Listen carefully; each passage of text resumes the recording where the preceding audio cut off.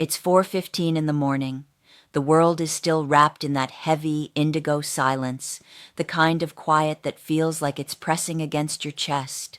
Most people my age are tucked under warm blankets, drifting through the last few hours of sleep. But me? I'm sitting at this small kitchen table, staring at a bottle of ibuprofen and trying to convince my ankles to hold my weight for another 8 hours. My name doesn't matter much.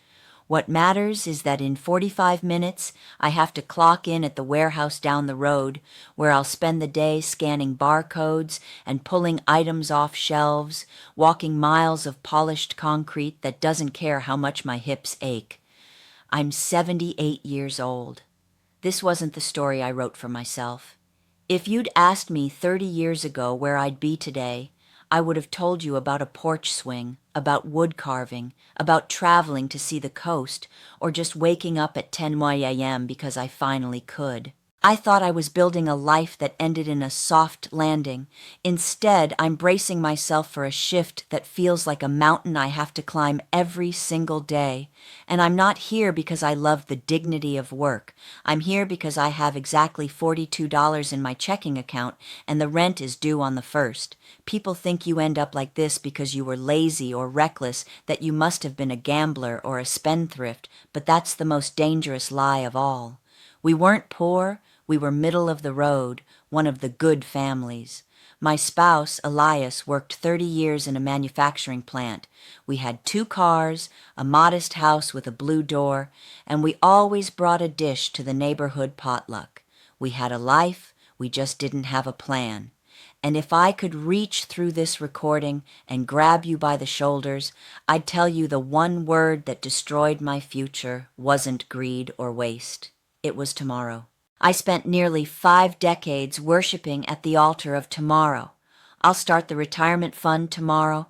I'll look at the budget tomorrow. We'll skip the savings this month because the kids need new coats, but we'll double it tomorrow. Tomorrow is a thief, a ghost that lures you into a false sense of security while it robs you of the only thing you can never buy back: time. Let me tell you how it happens so you can recognize the trap before the door clicks shut on you.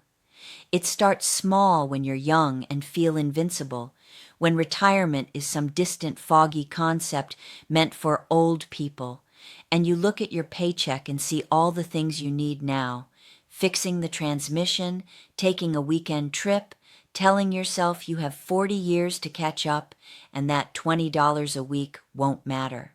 So you spend it, and you spend it again. Then your 40s arrive, you earn better money, but the world costs more. The house needs a roof, the kids look at colleges, and the pressure of the present feels unbearable. So you promise yourself you'll get serious once the kids are gone or the mortgage is lower. But the once never comes because life doesn't get simpler, it just changes shape. In 1982, Elias and I sat at this very table with an extra $300 and talked about an IRA. But our daughter Sarah wanted to go to an expensive summer camp, and we didn't want her to feel left out, so we spent it and told ourselves we'd make it up later. Later came, and the heater broke. Every year had a reason. Every year had an emergency that felt more urgent than a version of ourselves we hadn't met yet, and we chose the happiness of our children and the comfort of the present over the survival of our future selves. Sarah doesn't even remember that camp, but I remember that $300 because if we had invested small amounts consistently back then, I wouldn't be dreading the sound of my alarm clock today or counting pennies for bread. Then there's the part no one prepares you for, the safety net disappearing. We assumed Elias's pension would be solid because he gave that company his youth, but companies change, policies change, mergers happen, and by the time he passed away 8 years ago, that guaranteed pension had been cut down to a fraction of what we expected. When he died, it wasn't just grief that hit me, it was the math. His Social Security stopped, the survivor benefit was smaller, and suddenly the income that supported 2 people couldn't support one. The house became a liability, taxes rose, utilities didn't care that I was a widow, and I spent weeks staring at spreadsheets through tears, realizing that all the times we said we'd figure it out later had finally arrived with no answers. That's why I'm at the warehouse, standing 6 hours a day with osteoarthritis burning through my knees, my back screaming by the 4th hour and my toes numb by the 6th, feeling every wasted tomorrow in my bones.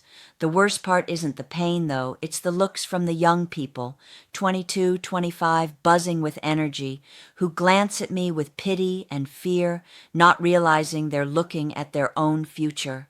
I want to stop them, to warn the young man with the 7-year truck loan or the young woman planning an expensive wedding that the shiny things of today aren't worth trading the safety of your 70-year-old body tomorrow, but I know they wouldn't listen because I wouldn't have listened either.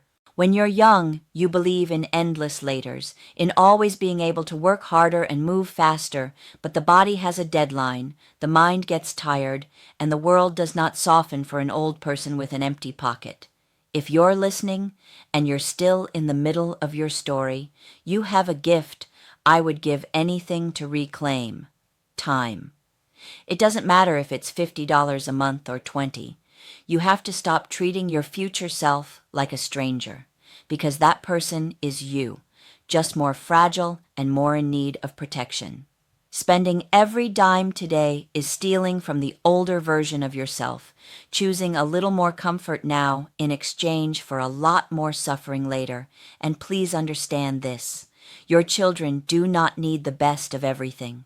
We loved our kids deeply, but we confused love with giving, paying for fancy weddings and down payments we couldn't afford, and now they are fine but unable to support me, carrying guilt I never wanted them to bear. The greatest gift you can give your children is the certainty that you will be okay, that they won't have to choose which one of them takes you in when you can't pay the electric bill. Don't bankrupt your future to decorate their present. Now my joints are popping, my boots are waiting, and before I go, I want you to close your eyes and imagine yourself near 80. Feel the stiffness, the shortness of breath, and ask what you're doing today to keep that person safe. Are you feeding their future or your boredom, building them a chair to rest in, or forcing them onto a warehouse floor? You can't redo the math of regret, but you are still holding the pen, and you can decide that later ends today, that the right time isn't coming unless you make it. Save for yourself like your life depends on it, because eventually it will. The sun is rising now, beautiful in a way I don't have time to enjoy, and I'm grabbing my keys and walking out the door because I don't have another choice, but you still do. Make the right one.